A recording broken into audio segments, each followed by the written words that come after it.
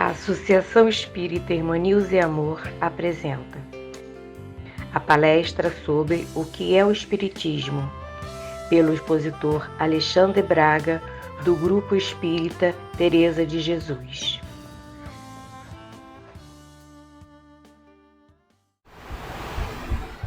Olá, irmão de Ideal Espírita, nós que nesse momento aqui com o coração muito feliz, nos colocamos à disposição para realizar um estudo a pedido da nossa casa irmã, Associação Espírita Irmã Nilza e Amor, que nós gostaríamos de dedicar toda a vibração, todo amor, somente nesse momento muito difícil que nós estamos passando da pandemia. Farei a leitura da página e depois a prece, e assim daremos início ao nosso estudo, que é Espiritismo.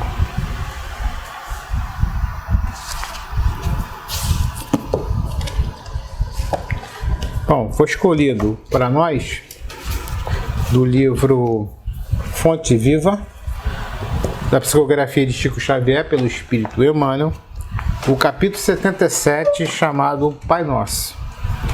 Pai Nosso, Jesus está em Mateus, capítulo 6, versículo 9.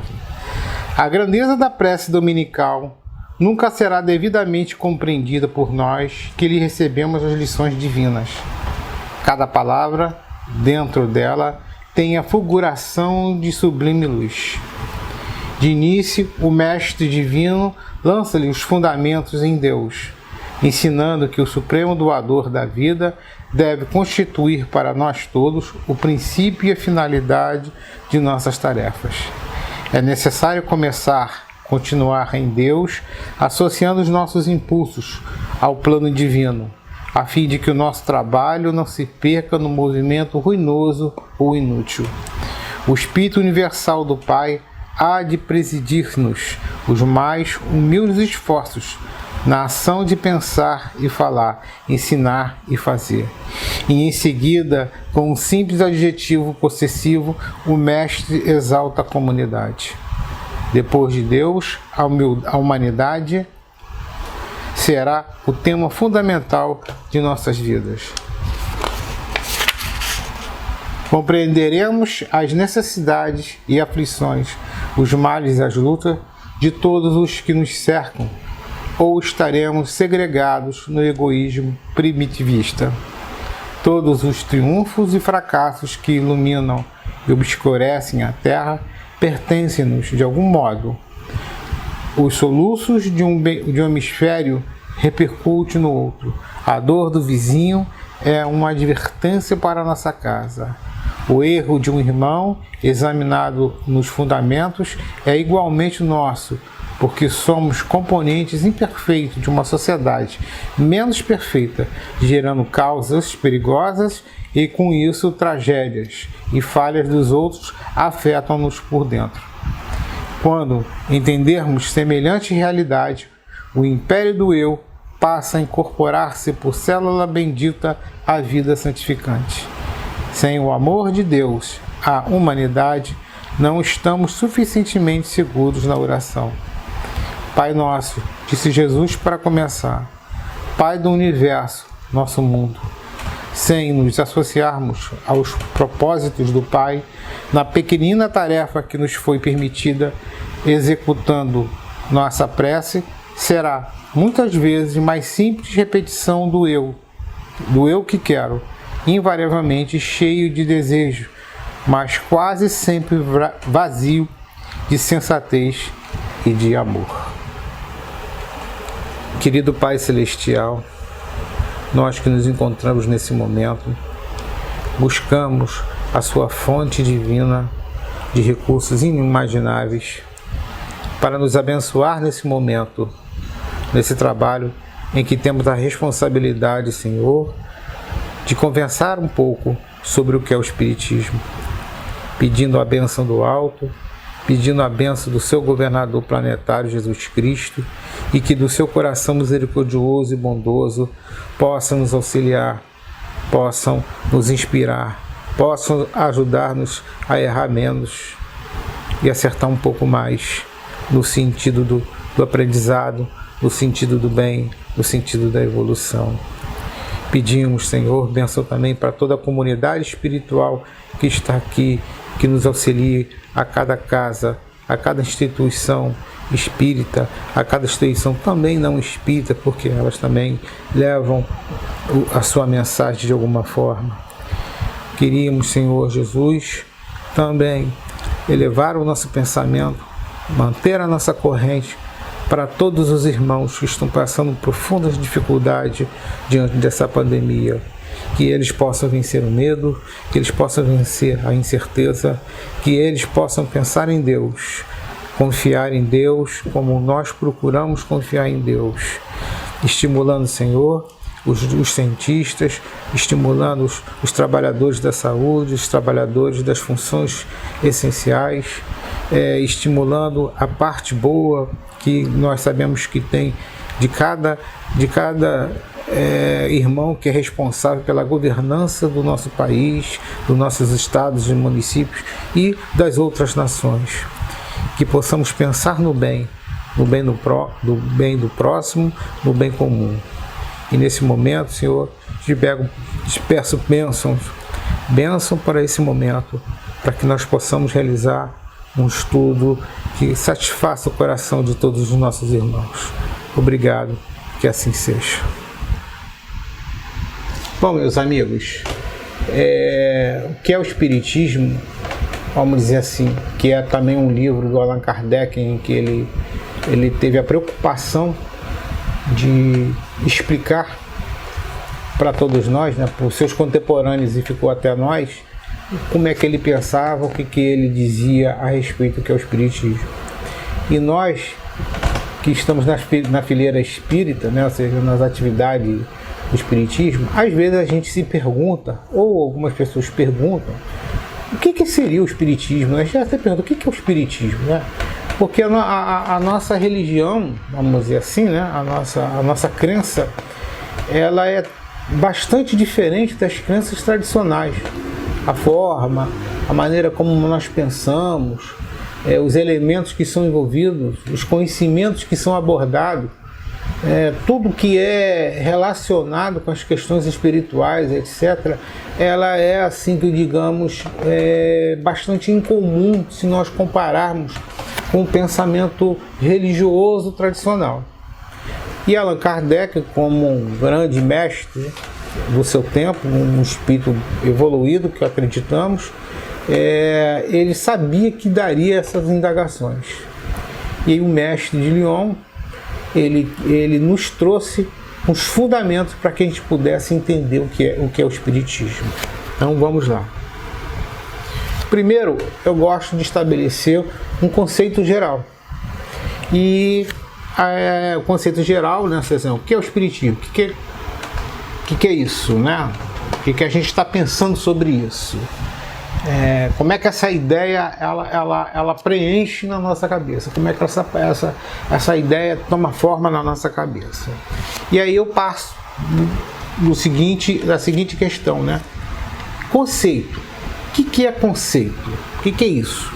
Aí eu fui buscar no dicionário, e o dicionário disse o seguinte: é aquilo que a mente concebe ou entende, uma ideia ou noção representada, geral ou abstrata, de uma realidade. É uma ideia genérica formada na mente. Ou seja, não é algo substancial, não é como o copo que nós estamos vendo aqui. O conceito é aquilo que a gente primeiro elabora na mente. A gente usa todos os recursos possíveis para a gente definir com os elementos que nós conhecemos aquela coisa que nós queremos dar uma ideia. Nós queremos dizer o que é aquilo. Então isso seria o conceito. Conceito geral do Espiritismo. Aí entra a questão lá objetivamente direta de Allan Kardec, que está no livro O que é o Espiritismo. Ele fala o seguinte: o Espiritismo é ao mesmo tempo uma ciência de observação e uma doutrina filosófica. Como ciência prática, ele consiste nas relações que se podem estabelecer com os espíritos, como filosofia. Como filosofia, ele compreende todas as consequências morais que decorrem dessas relações. Pode-se assim defini-la. O Espiritismo é uma ciência que trata da natureza, da origem e da destinação dos espíritos e das suas relações com o mundo corporal. Tá em Allan Kardec, aí no livro que é o Espiritismo. Então vamos lá, voltando à questão. Primeiro, que Allan Kardec ele vai observar que o Espiritismo ele foi constituído todo dando uma metodologia da ciência. Ele usou métodos da ciência para desvendar o fenômeno que apresentava na sua frente. Então ele usou os recursos daqui, como por exemplo o recurso da observação. Quando nós sabemos que ele ia para as reuniões mediúnicas e o mais que ele fazia eram anotações, observações, questionamentos sobre o que estava acontecendo. É uma doutrina e ele compreendeu também que era uma doutrina filosófica, porque trazia subsídio para a atividade do pensar. E aí fala, como ciência prática, ele consiste nas relações que se pode estabelecer com os espíritos. Ou seja, ele tratava a questão da ciência que ele podia interagir com esses espíritos, ele podia interagir com essas inteligências. Não é como você vai analisar uma pedra em que você interage com a pedra, você observa a pedra, mas a pedra não interage com você na mesma correspondência. Ela só está ali na sua existência concreta da realidade objetiva, apenas isso. Mas os espíritos não. Os espíritos são seres pensantes, como nós, né? Nós sabemos o que somos nós. E aí eles estabeleceram uma relação, ou seja, uma conversa, troca de informações, de um lado de cá, do outro de lá. E isso é que dá o arcabouço, a formatação da ideia da ciência aí que Allan Kardec está colocando. Como filosofia, ele compreende todas as consequências morais que decorrem dessa relação. Ou seja, ele compreendeu que na prática das suas relações com os espíritos, né, na sua investigação com os espíritos, havia também consequências morais. Havia crenças do bem e do mal, do certo, do errado, de leis e coisas contra as leis, etc. Então ele viu que isso decorria de consequências. Ele observou, por exemplo, que os espíritos que se comportaram na Terra encarnado de uma maneira tiveram a sua realidade espiritual de uma determinada forma. E espíritos que encararam a sua vida material de uma outra forma, tiveram realidades espirituais distintas daquela ali. Então isso ele pôde perceber que havia uma consequência moral. Ele despertou para essa questão. Tá? E aí ele faz essa definição, que para mim assim, é a definição só de mestre mesmo. E ele diz, o Espiritismo é uma ciência que trata da natureza, ou seja, ele trata da natureza, da origem, da destinação dos espíritos. Então, ou seja, o Espiritismo é uma doutrina e no lado dela como ciência, ela vai saber da natureza do espírito. O que é o espírito? Que elemento é esse? Que força é essa? Né? Como diria nas nossas palavras do nosso tempo hoje, que coisa é essa aí? O que é isso? Né? Ele vai investigar essa questão. E a outra origem, da onde vem? Quem os criou? Quem é que deu essa forma? Da onde vem essa inteligência? Por que está aqui? Né? Aí ele vai buscar a questão da origem e da sua destinação. Olha que legal. Para onde vai? O que vai ser depois?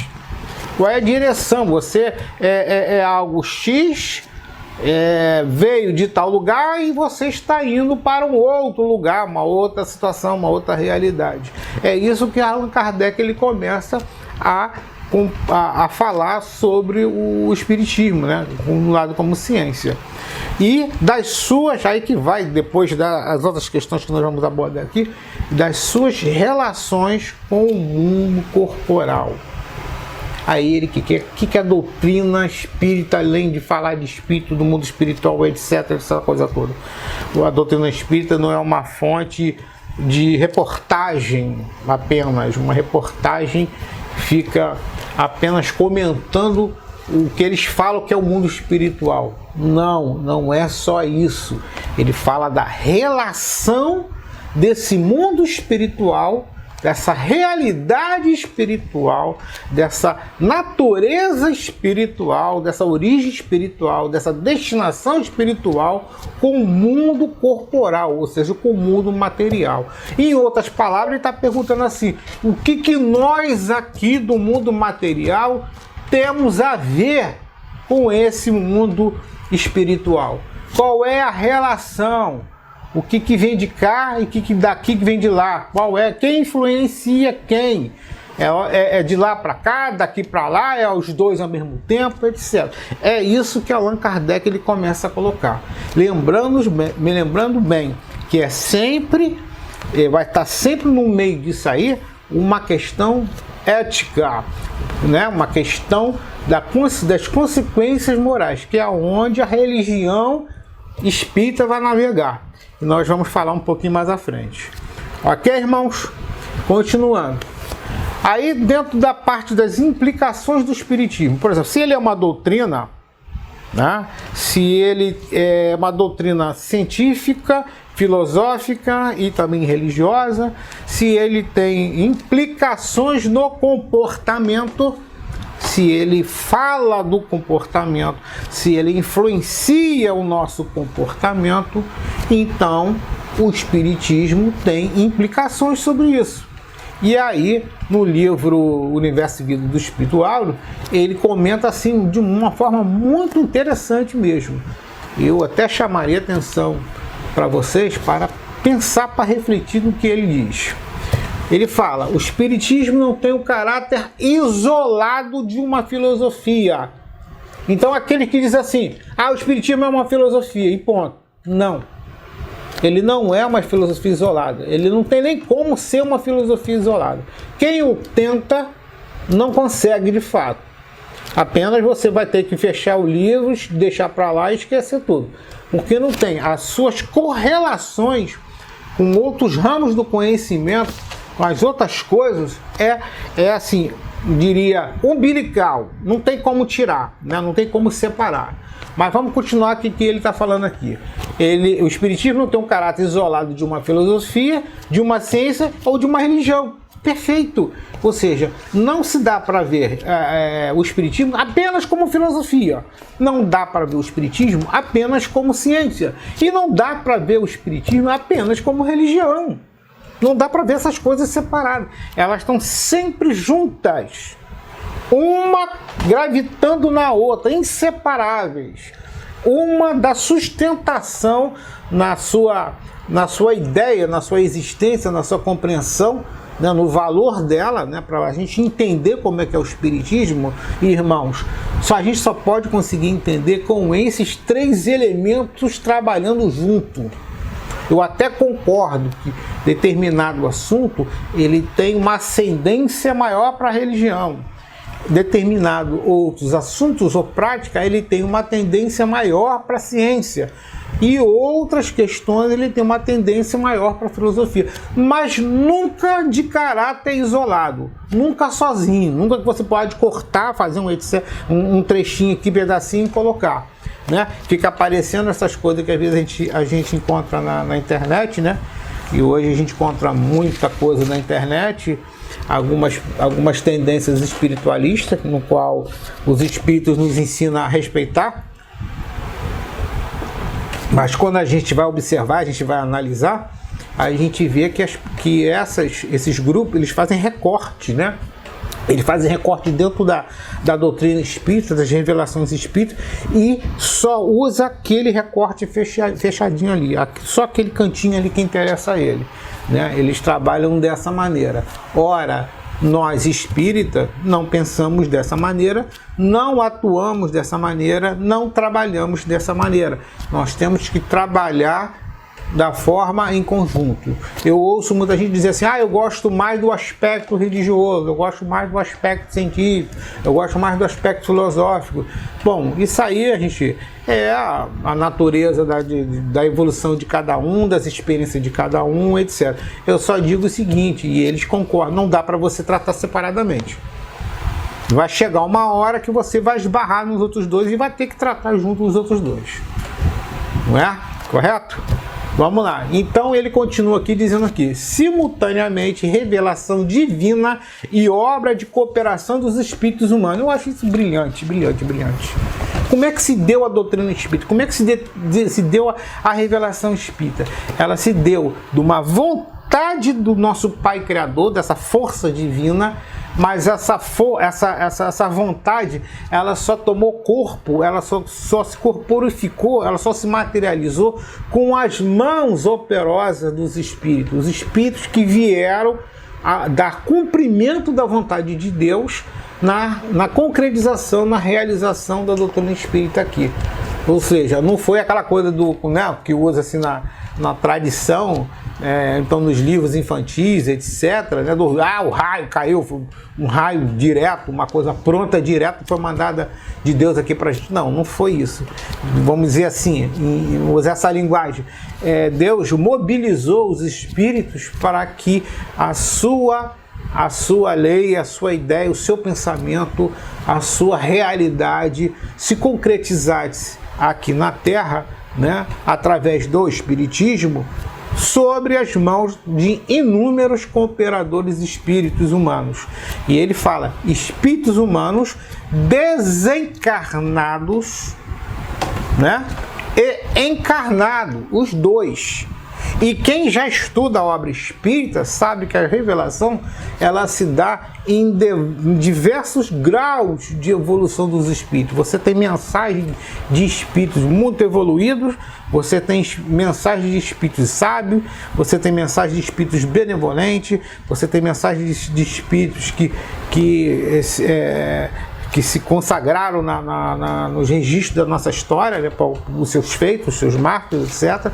Você tem mensagens de espíritos medianos, você tem de espíritos de conhecimento, e você tem de espíritos assim infelizes, né, e de espíritos primários, de espíritos atrasados, etc. Você tem várias informações assim, né? Se alguém acha que está duvidando do que estou falando aqui, é só ler o livro dos espíritos, ver que ali a categoria daqueles espíritos que estou respondendo, e lá no céu e inferno você tem as partes em que espíritos inferiores eles estão sendo entrevistados por Allan Kardec, e eles estão contando a sua realidade.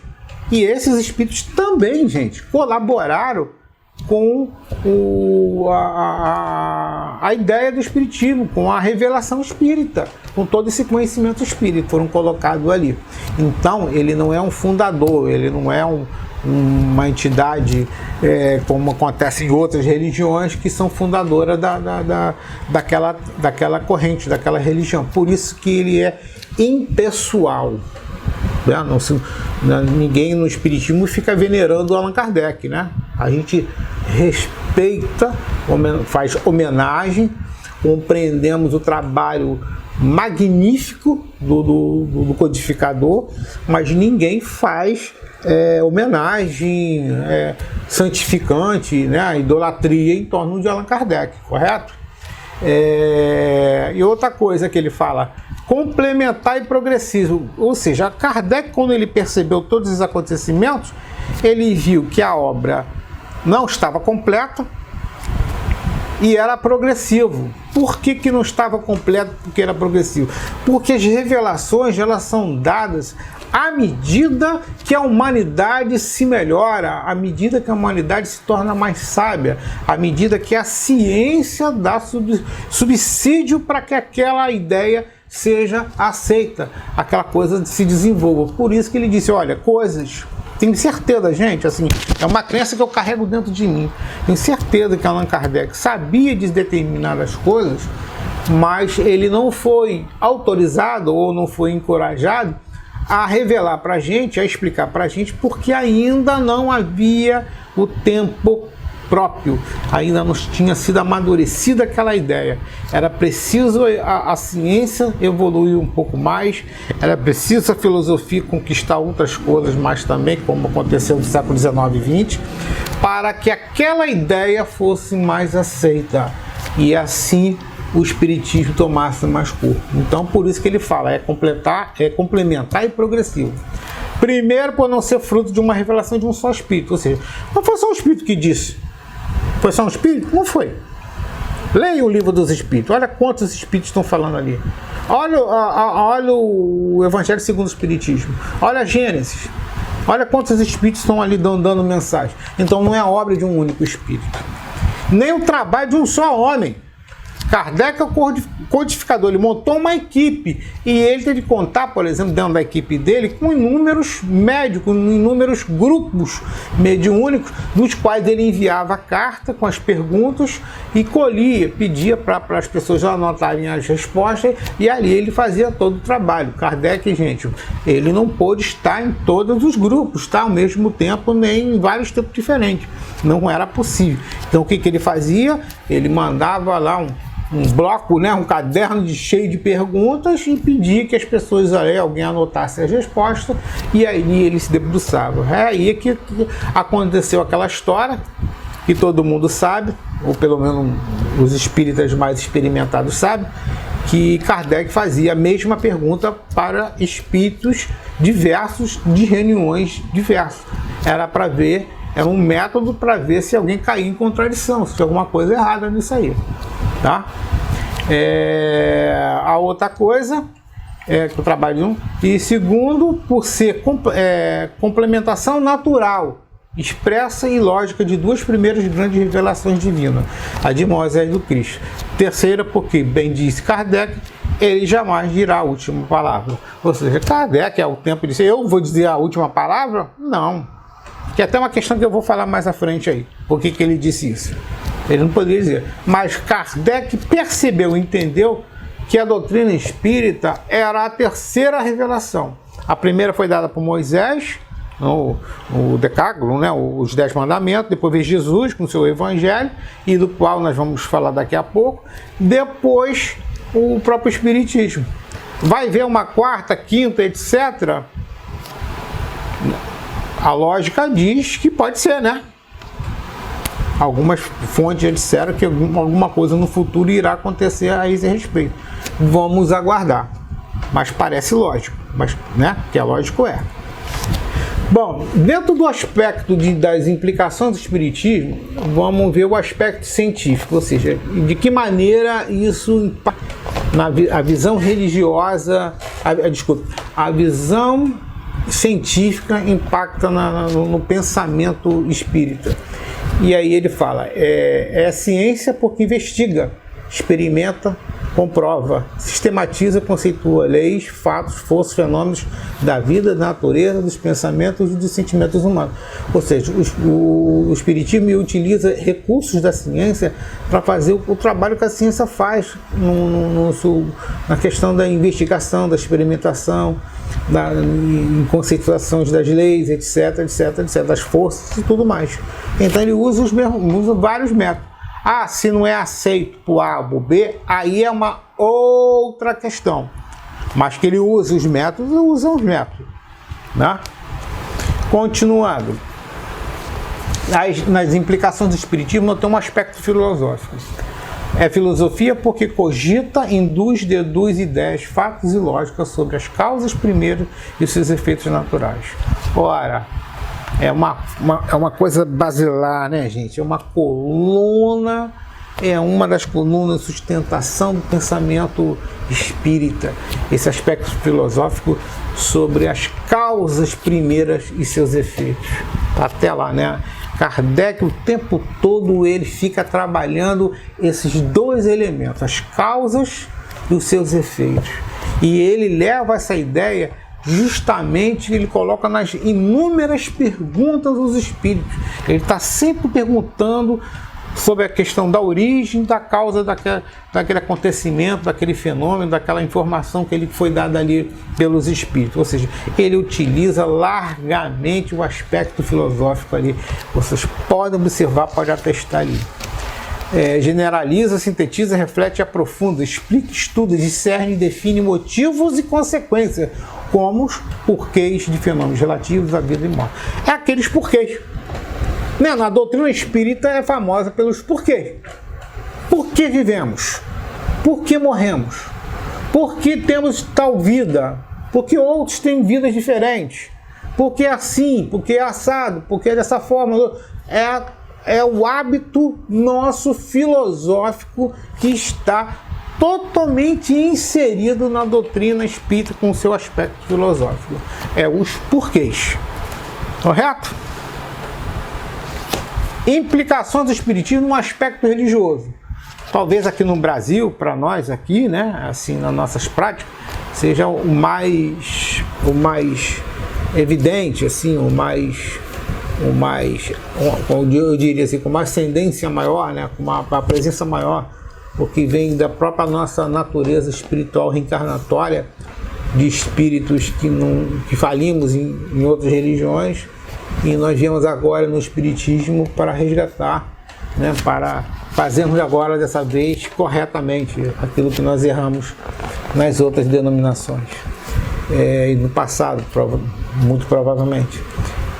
Aqui religião, porque de suas constatações científicas e de suas conclusões filosóficas resultam no reconhecimento humano da paternidade divina e da irmandade universal de todos os seres da criação, estabelecendo desse modo o culto natural ao amor a Deus e ao próximo. Ou seja, na investigação que Kardec fez, usando método científico, usando filosofia, ele se deparava com a resposta sobre Deus.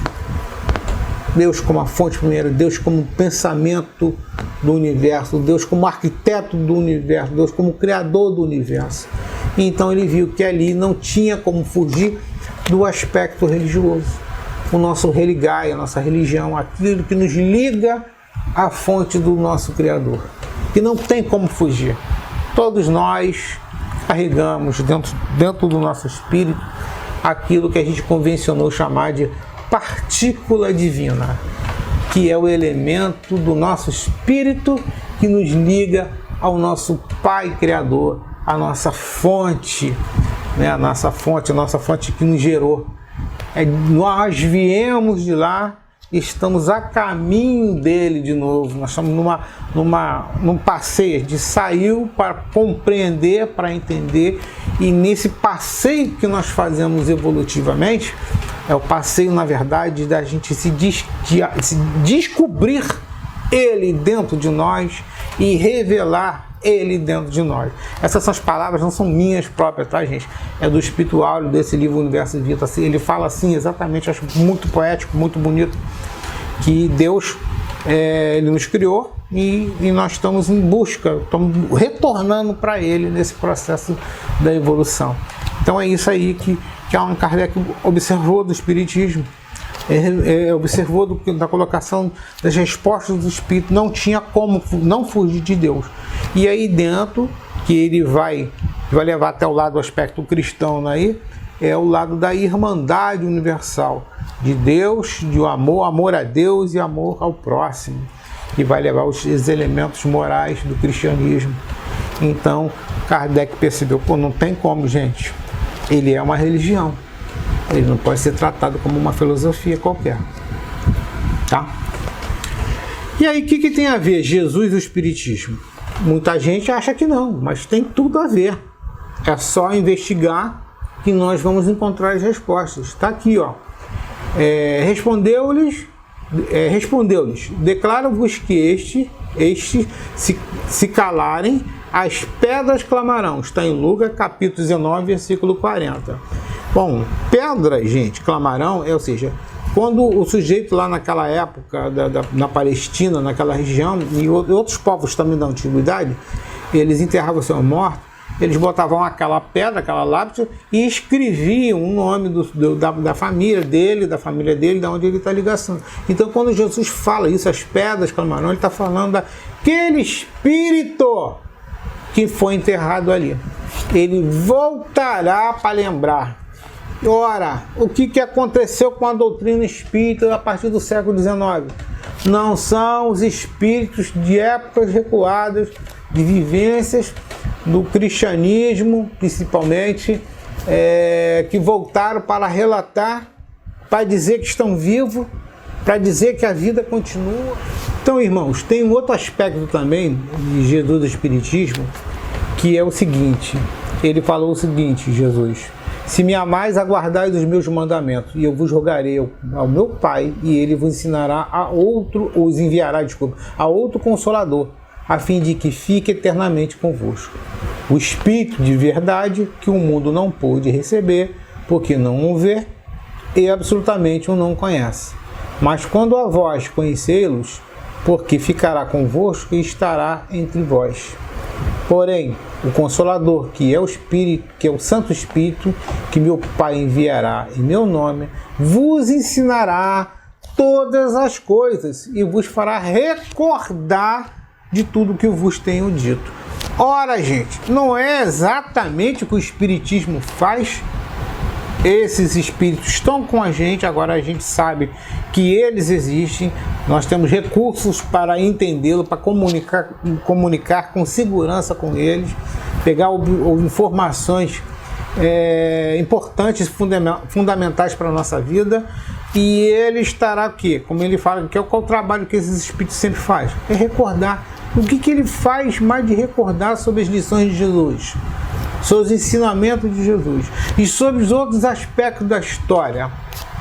Não são eles que fazem? Então aí, gente, eu coloco essa página aqui de João, capítulo 14, versículo 15 ao 26, para pesquisar e para refletir sobre isso. E finalizando, né, tem os fundamentos do Espiritismo. E o Espiritismo, ele como toda religião, toda doutrina, né, toda coisa, tem os seus fundamentos, tem os seus elementos básicos, que senão não forma uma doutrina. Então o Espiritismo não poderia fugir disso. Segundo os estudiosos, segundo os entendidos, ele tem como o primeiro fundamento a existência de Deus. Ou seja, a doutrina espírita não abre mão disso. Nós cremos em Deus. Nós somos uma religião que acreditamos na paternidade divina. Não somos uma religião agnóstica, nem ateísta, nada disso.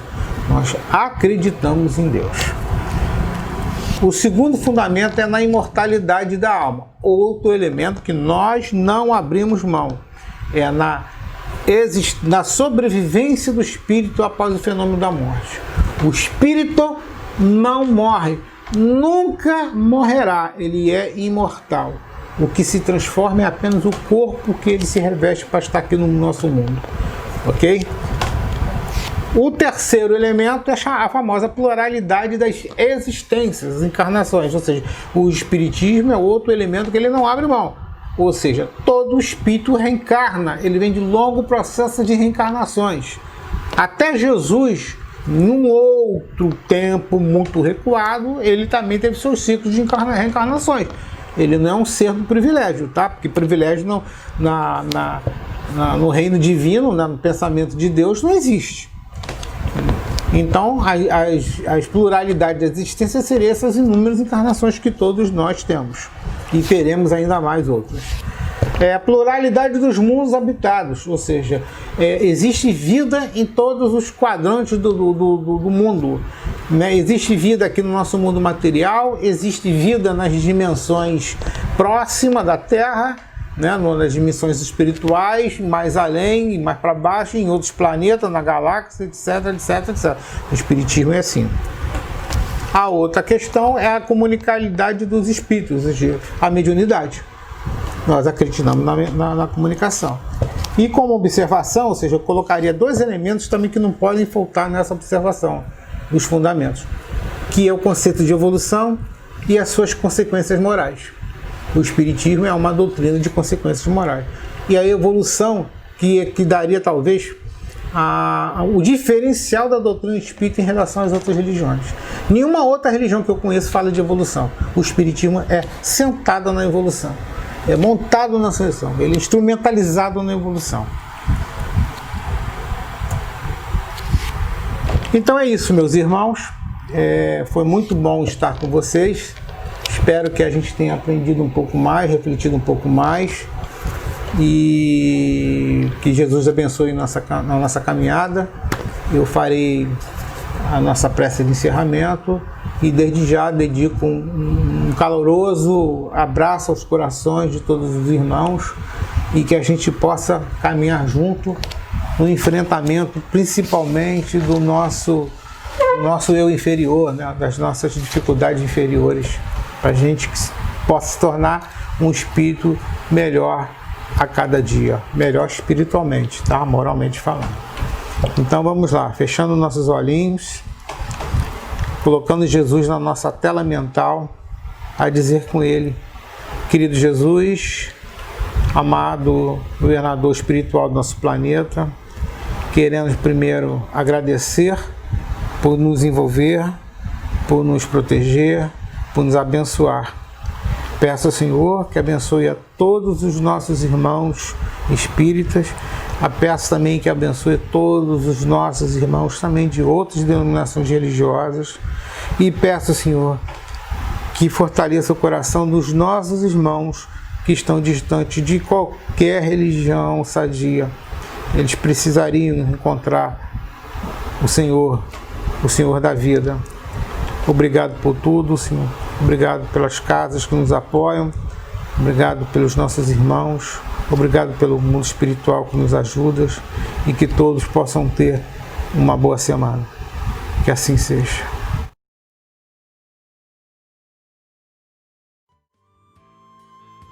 Convidamos a todos para assistirem à próxima palestra no nosso canal no dia 28 de janeiro, quinta-feira, às 20 horas, com o expositor Alan Faria, do CEL, Centro Espírita Luz e Verdade. Aguardamos vocês!